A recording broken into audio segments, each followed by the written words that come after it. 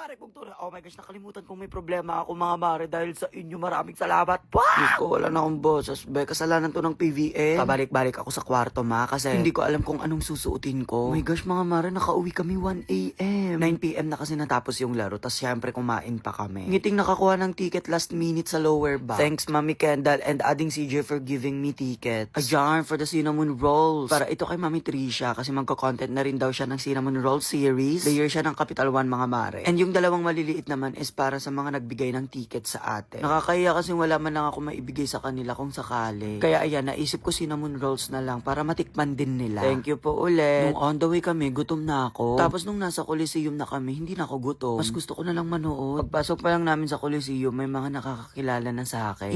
Ihina ako dyan mga mare, pinipigilan ko lang. Pero bakit tatanggi, diba? More and more mga mare. So may isang fan nagsabi sa akin, uuwi na raw siya kasi iniwan siya ng mga kaibigan niya. Kasi siya lang daw yung walang ticket kaya hindi siya makapasok. Wait lang, kinikilig ako. Nakatingin sa atin si Mami Lori. At kumaway pa. Hi, Mami! Kaya ang ginawa ko, naganap ako ng ticket last minute para makapasok din siya. Thankfully, may nagbigay naman. So, sumama na siya sa amin. Yung mga kaibigan niya nasa upper box, siya nasa lower box. O, diba, bongga? Ito na nga mga mare, pagpasok ko sa loob, may mga nakakilala agad sa akin. Grabe, kakahiya!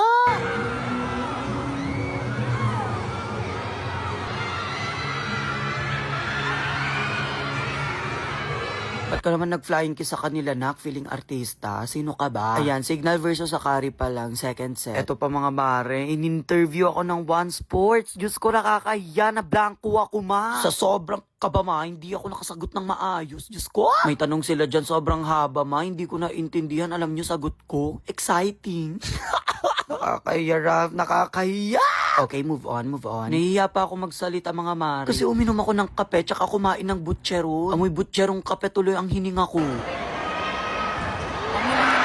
Ang lakas ni Pangilinan ma. Perfect yung 4 niya. 4 din pala talaga yung position niya dati. Ayan, bawal magpahingang mag-smile. Smile all the way anak. Sobrang nakaka-overwhelm kasi maraming nakakakilala sa akin dito sa Ilocos. Thank you po. CR break muna, naiihi ako. Panalo Signal ma, 3-0.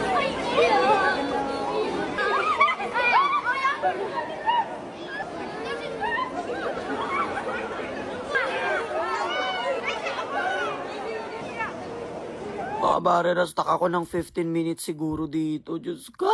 Napigil ang ihi ko dito, mga kabare. Sabi ko nga, bakit? Sino ba ako para magreklamo, diba? Ang saya ng puso ko, pero basa na yung brief ko, ma. At yung mga polis nagtataka kung sino ako, eh. Pero grabe, mga mare, ha. I did not expect na ganito karami ang magpapapicture sa akin. Paulit-ulit ko lang sinasabi. Pero mga mare, dahil sa inyo nakalimutan kung may pinagdadaanan ako ngayon. Grabe talaga, mga mare. Please, paihiin nyo nga muna ako. Charas! Kung nakita nilang may nagpa-shoutout, may nagpa-video greet, may nagpa-birthday greet, mga mare, may nagpa-monthsary greet pa. Ang perfect ng pangalan ng isang nagpa-video greet sa akin. Ang pangalan niya, LMNOP. Ayan mga mare, nakakalayo naman ako, pero kada apak ko may mga nagpapapicture. Nginig na hita ko ma. Kasi palabas na talaga ihi ko. Alam mo, dagito nga aso mo naghiwa. O, diba, nakalayo naman ako. Nasa bilihan na kami ng drinks, malapit na yan sa CR. Dinocument ko talaga lahat yung mga nagpa-picture, yung mga nagpa-video greet. Para pag may problema at malungkot ako, babalikan ko to at papanoorin ko. Drama? Medyo ma. Mami, parang di ko mapapanood na lalabas ang CCS na to ah. Medyo nag-i-stick na dyan yung pangako pero laban lang. Sa mga nagpa-picture, pag haggard ako, wag nyo na i-my-day ha. Remembrance na lang na. Pag naumin na kayo sa mukha ko, i-delete nyo na. Ganon. Yes, nasa CR na rin finally pero marami pa rin nagpapapicture mo. Pero mas kaya kong tiisin tong ihi ko kesa tiisin ko kayo. Ay, sweet. After 2,000 years, nakaihi na rin ako. Pero masakit naman ngayon ang pangako. Pagpasok namin mga mare, saktong lalabas na ang CCS. Ang lakas ng hiyawan ng crowd.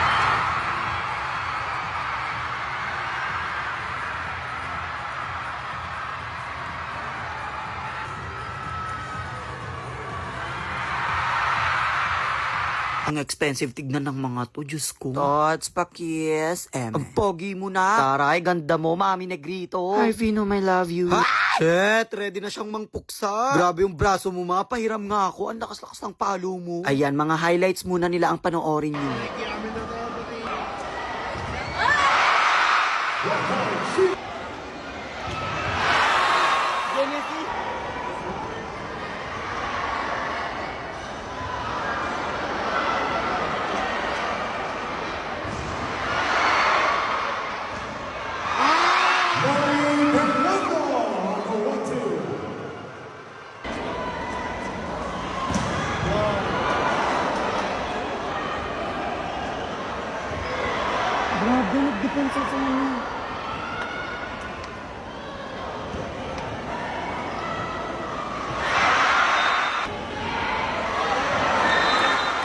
Mami ko, pigilan mo yan.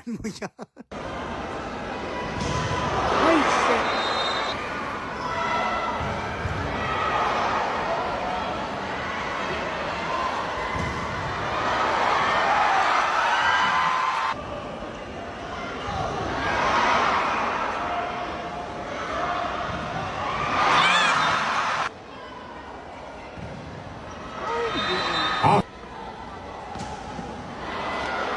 Nathan Valdez, nasa taas, nasa taas. Sige.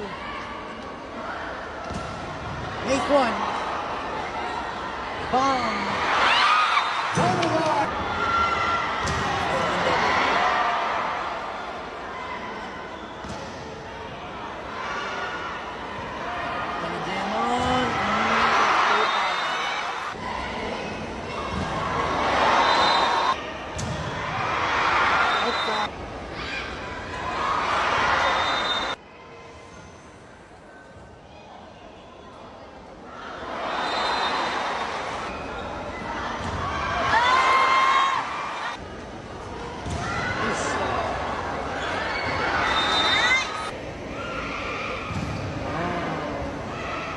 Tutod mo din kayo. Ganda. Nice one. Bang. Sabi kasi mo pag color talaga. Oo, sabi na eh. Oo. Wait. Good.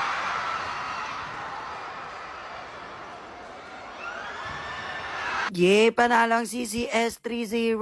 Makakakain na rin. Hoy, putol na ang sumpa na pag nanonood ako ng live talo ang CCS. Congrats si Hey CCS. Nice game, Capital One. Bago umuwi, ibibigay muna natin ang cinnamon rolls kay Mami Tricia Genesis. Uy, ang ganda niya sa malapitan. Pwede mo pa-picture?